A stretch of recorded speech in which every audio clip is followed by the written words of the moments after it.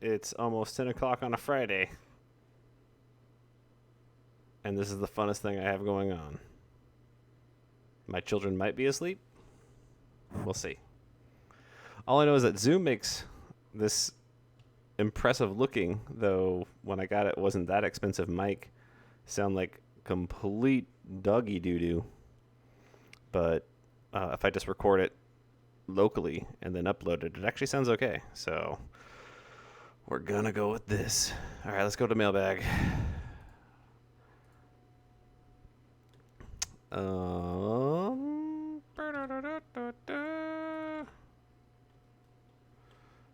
Is this even showing up? It is. All right.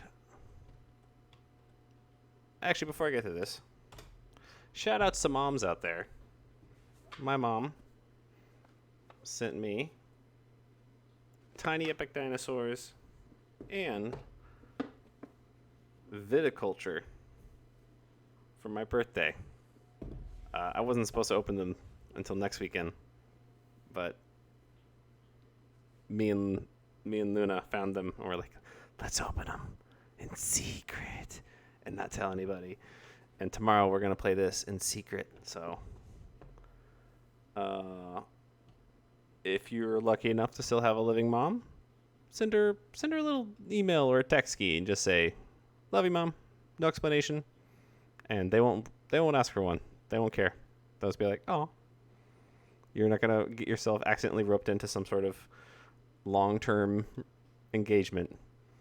Anyway, all right, back to it. Okay, what is this? Woodstock 1969 or EDC Las Vegas 2013. You must choose one. I don't know what EDC Las Vegas is, so I have to do this live and figure out what I don't know what this is. Hang on, I have to Google this. We'll do it live. Electronic Daisy Carnival.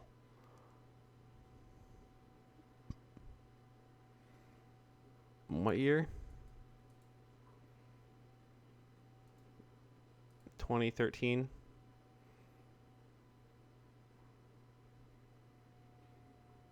Since this is the one I've never heard of, I'll go with Woodstock. If I'm just there for the one event, I'll go with Woodstock. When did Woodstock take place? Hang on.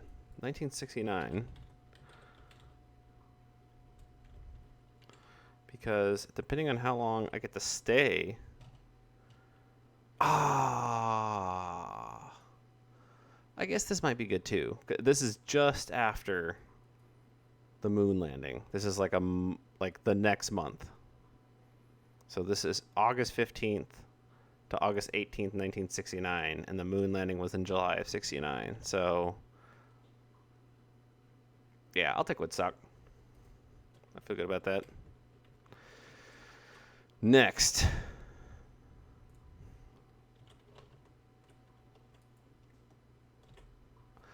I have a feeling Office Space is a representation of your time at Monsanto. It's actually super popular at the time, which was January to June of 2006. And I don't know when Office Space came out. So let's IMDb that real fast. It came out in 99. So I guess it was in so hop into the time machine with me. Netflix, my first, I've been a Netflix subscriber since it was just DVDs, and I lived in St. Louis working at Monsanto from January to June 2006, and I got Netflix DVDs in the mail. My subscription was 3 a week or 3 on a rotation or something like that.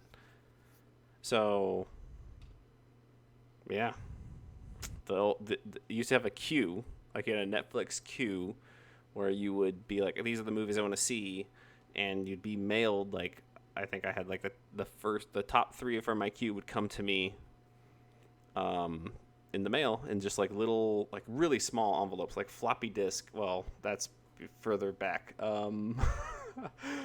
Uh, a, a French fry size little paper envelopes, and that's how I spent my free time. I didn't go out. I think I went out 2 or 3 times at most in 6 months, and I hated my job. And Monsanto's the reason I went to grad school. Anyway, had nothing to do with the question. The protagonist's last name is Gibbons, Peter Gibbons. Yes, his first name is just one character longer than yours, along with being a software engineer. Coincidence? Um, yes, yes, it is a coincidence. Oh, you think not? How many printers have you violently beaten up during your time at KU? 0. Cycle servers? Next question.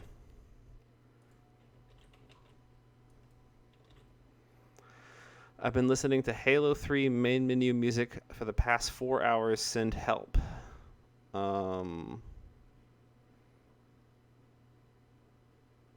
don't think I've ever played Halo 3. I played Halo 1, which I think was just called Halo.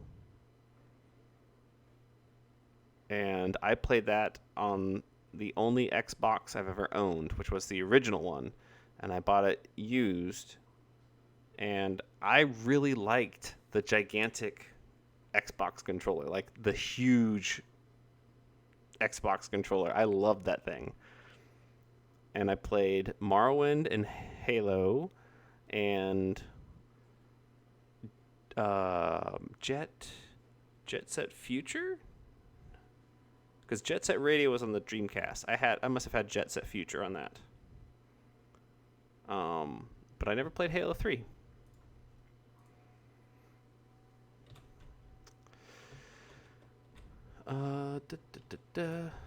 What are all the classes you are qualified to teach at KU?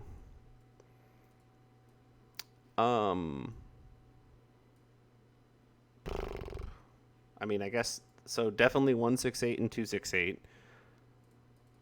448's debatable, even though I've taught it like 5 times. I mean, really, like,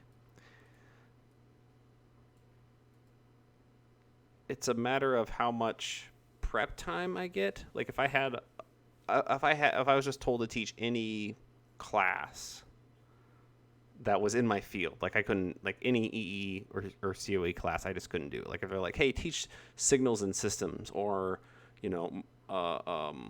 signal processing, or like any of the like super high level EE stuff, even just circuits. I probably the stuff that Demarest teaches. I don't know how to teach circuits. So anything on the hardware side, I don't know how to teach. Anything on the CS side, if I had the summer to prep, I could probably wing it. I could probably figure something out. But that's probably different than qualified. What classes could I teach if needed?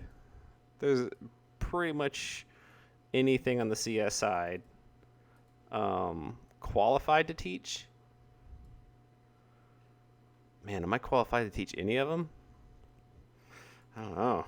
I only worked in industry for 6 months. Thoughts on coding boot camps?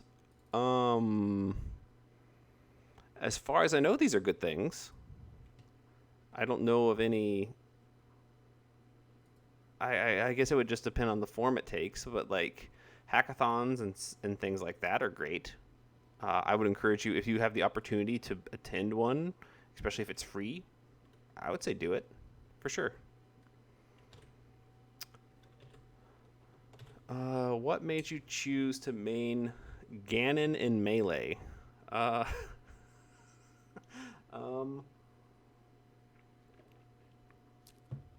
What made me choose it? You don't. So, I'm of the belief that you don't get to choose who your main is. It's, that's like, in my mind, that's like, how'd you choose your wife for me, right? I didn't. I don't feel like I chose her. I found her, and I knew she was the one. And how did I know she was the one? You just kind of do. And in this case, it was, it was a match made in heaven. It was everything I wanted out of a character. Um, Not necessarily like playing as a bad guy, but like the move set and the edge game, like his ability to like drop from the edge over and over again very quickly and then slide back on the edge. And he had like the most brutal neutral standing A in the game, and he had a command throw. And I mean, he's not a good character. I mean, he's dog poop from a character standpoint. Like, if you're gonna try to, be competitive, but if you just want to duke it out and you're gonna step on Ganon and you don't know what you're doing, it feels good. It feels good to like have someone who like plays Fox. They assume they're gonna win, and then they play against a Ganon that knows what they're doing, especially against a Fox, because my friend who played Melee with me from the day it was launched, in December of 2000? When did Melee come out? No, I'm Googling everything today. I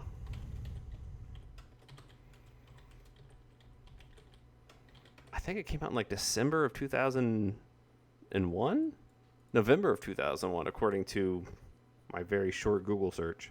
Honest to God, I feel like we didn't get it until like early December of 2001. But we're in Missouri, so maybe they didn't like ship it to Branson the first week it was out. But it took a long time. Like I did not start as Ganon. It took a while for me to even like Melee, because I played the 64 one so much, and I got good at it. And I played like Luigi and Kirby, and those are very different games. Like the 64 one is much slower, and if you just do like down air drills, those are like those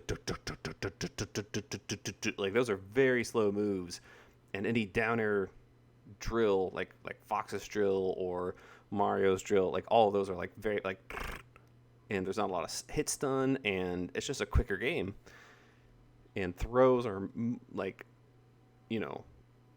throws are nothing in Melee in terms of like power. Like there's no one, you don't die from a throw in Melee, but you die from like combos from being thrown. Like, Fox's up throw, up air, up smash, or up air, up throw, up air. Buffs, up throw, sleep. There's like it just took a while for me to adjust, and then I think it was like 2007. The game had been out like 6 years, and I just started to gravitate towards Ganon.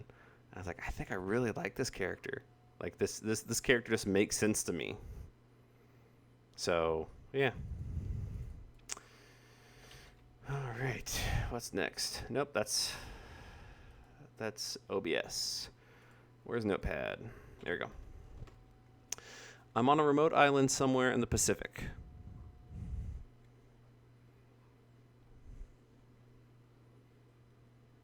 That way. Okay, so you're that way. My battery's almost out. Man-eating squid people inhabit this island and attack the walls of the meager fortress I have set up every night. Send help.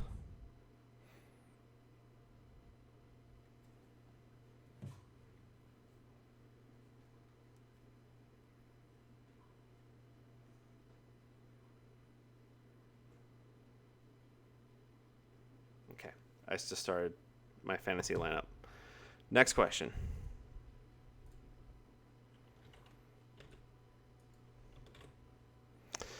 When you were in college, did you ever get the urge to want to give up semi-frequently? Like thinking to yourself, how working at McDonald's doesn't sound like so bad right now. Any thoughts of that nature? No. College was probably the best thing that had ever happened to me at that point in my life. Um, like I was very eager to leave home and being out on my own and being independent, um, as as you can be in college, was a very welcome experience to the point that I like made a point to be like, I think I should take summer classes and stay here, and maybe I shouldn't come home over Christmas. So I was basically willing to do whatever it took to make sure I stayed in college. Um, but yeah, like in my personal circumstance, being in college was so important that I was willing to do anything to stay in it.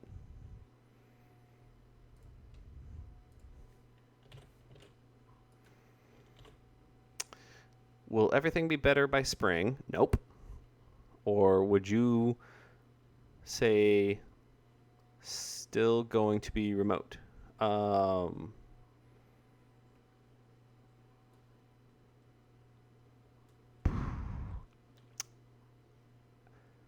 I'll say uh, the CDC has no projections that indicate that this will be wrapped up by spring. KU isn't starting until February. And actually, well, hang on.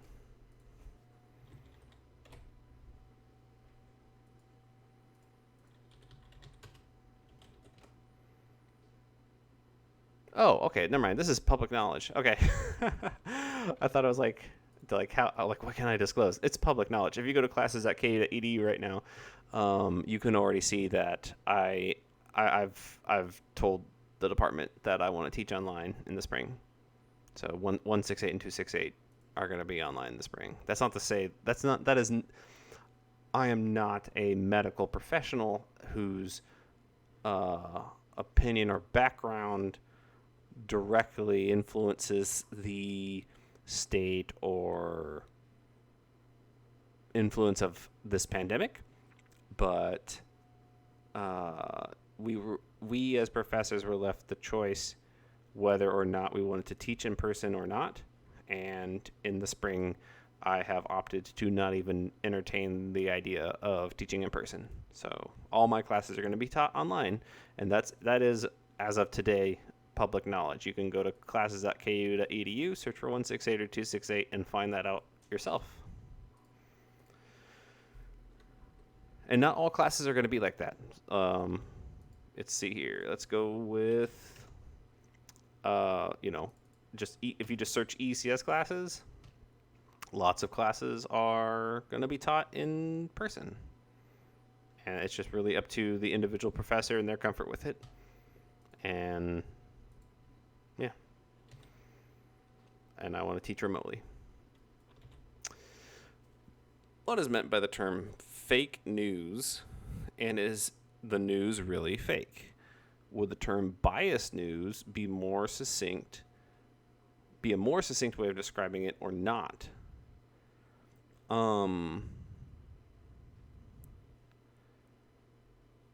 Okay, so let's deal with this in pieces. What is meant by the term fake news? So, um,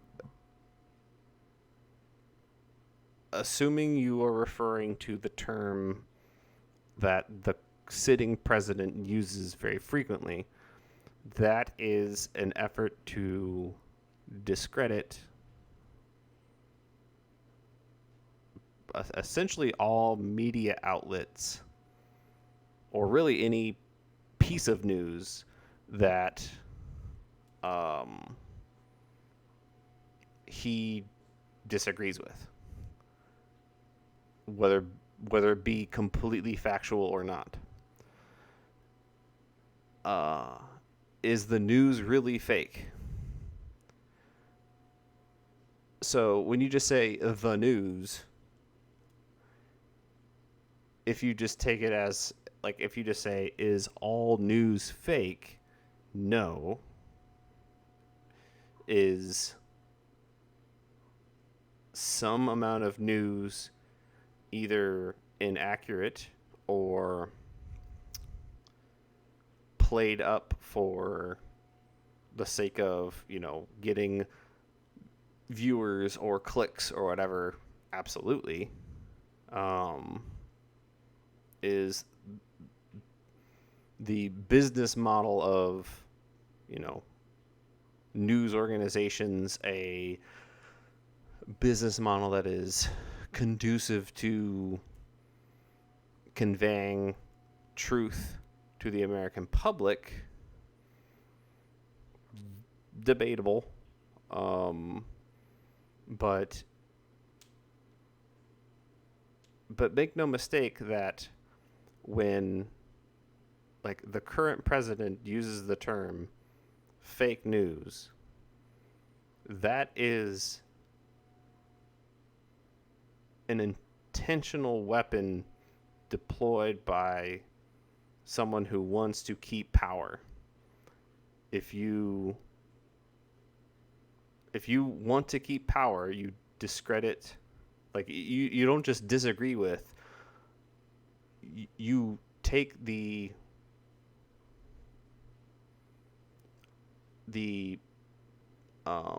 validity, you take, like, you basically call those who say anything that reflects negatively on you liars and deceivers, and anything that would go against, you keeping your power as a sham or rigged. It is a term that when you hear someone say, "Oh, that's fake," that should immediately, regardless of who is saying it and who it's directed at, that should immediately cause, like, an alarm to go off in your head. And you need to think of who is saying it, who are they saying it to, and take everything you know about who is saying it and who they're saying it to, and, like, does that make sense? Like, would this person just blatantly lie, or would like in the current president's case, like, he doesn't just say it to a news source, like a news outlet. He says it to multiple news outlets. Basically, any news outlet that doesn't constantly compliment or confirm his complete authority. And that is an incredibly dangerous thing for a person in a position of power to be doing. To discredit the media or science, or experts, that can't just, like, you can't just dismiss it as, like, one person's word against another person's word, because at the end of the day, there is a certain amount of evidence that one side of the argument can produce and the other is desperate to discredit. And if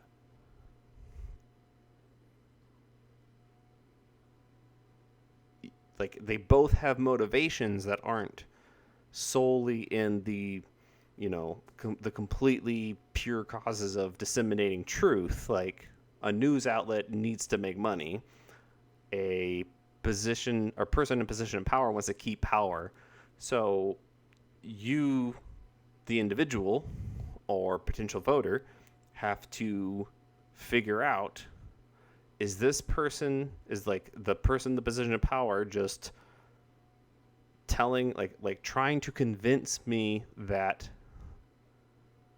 the actual reality that we occupy is fake, and his version of it, and I do mean his, is the truth? And if it is there any evidence? Is there any like tangible evidence that me, like I, an individual, can go out and like take hold of to confirm his version of reality? Or is everyone else's version of reality, or at least the overwhelming majority of news outlets and experts and scientists and engineers, is that version of reality the one we actually occupy? And it just so happens that that version of reality is not beneficial for this person in power and not conducive to this person staying in power. And if so, maybe that person doesn't deserve to keep that power. And someone that believes, or a better word would be, actually just realizes what the actual reality we all occupy is, should be in power. So, biased?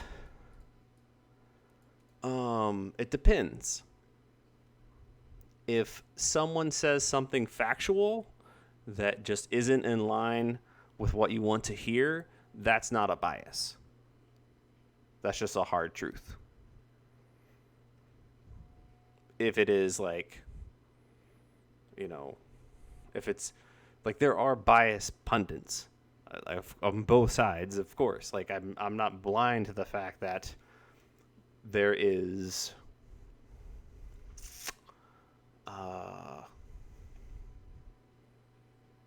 like, just, grandstanding and just sort of unbeneficial and unappealing digging in on both sides of the aisle and both sides of the political spectrum. But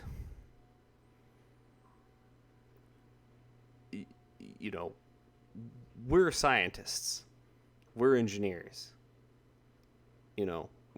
we know where, like, we have this whole method a scientific method to figure out what we can accurately predict and what we will consider to be true. And if we just abandon that wholesale because someone in a position of power doesn't agree with it, that's a weird reason to just abandon, thousands of years of scientific methodology. Last question. Will you keep doing Quarantalks? Ugh, not if my blood pressure stays this high. Holy crap. Really appreciate you doing this. I appreciate you writing in and watching. No other teacher I have has considered something like this. I don't blame them. Again, I guess so what is this? This is this is the 225th question that has ever graced Quarantalk. Well, I guess entry, not individual. Like, this is like 3 questions, so who knows how many questions there's actually been. But I consider doing this because I think I needed it. Like, way back. So the very first question came in March 22nd, 2020. Good golly. That's a long time. It's been almost 6 months to the day that the first question came in Almost for 6 months to the hour. March 22nd at 1500 hours to March or September 23rd. Oh, 2300 hours. Okay, not that close. Wow, 2300. That's 1122. Go to bed. Go to bed, you night owls. It's almost 10:30. I'm going to go to sleep. I'm going to dream about. Hang on. I'm going to dream about tiny epic dinosaurs. And viticulture. This episode not sponsored by Stonemeyer Games or Gamelin Games, but it is sponsored by, I guess, viewers like you, because you pay my salary and I can pay for this light that I can turn off and then look like a monster and hit stop record. All right. See you next week? I don't know. I'll see you when I see you. Go vote. I already did. If you want help, write in. If you're scared to vote, write in. If you want to know how to vote, write in. Or if you just want to say hi, say hi. Say hi. Write in.